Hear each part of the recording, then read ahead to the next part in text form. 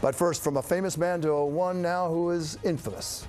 More controversy over Republican Congressman-elect George Santos from Long Island under more intense scrutiny tonight because of the lies he told about his past.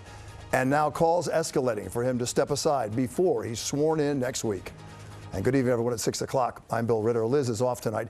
George Santos insisting he will not step down and that the fabrications on his resume while he ran for office, they're not lying, just a different interpretation of what happened.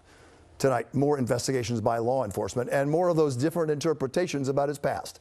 This time, not just where he went to college, but where he went to elementary school in New York. With our lead story, here's Eyewitness News reporter Marcus Solis.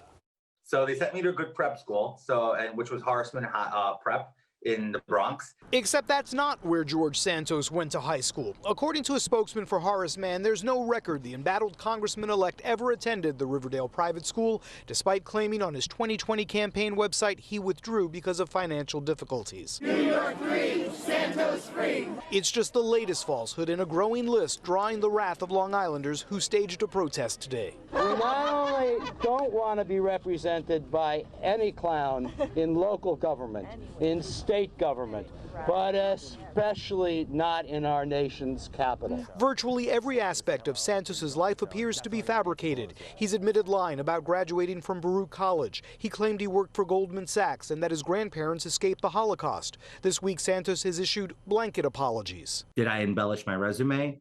Yes, I did. And I'm sorry. I made some mistakes, and I own up to them. And now I want to put this past me so I can deliver for the American people. Falsehoods are one thing, but there are multiple criminal investigations into possible fraud. At issue, $700,000 Santos loaned his campaign, despite claiming he only earned $55,000. The Democrat who lost in November's election is calling for a House ethics investigation. What's at stake before us is not about the results of a congressional election. What's at stake before us is protecting our democracy. Part of New York's 3rd congressional district stretches into Queens. Today, that borough's district attorney acknowledged her office is investigating potential criminal offenses.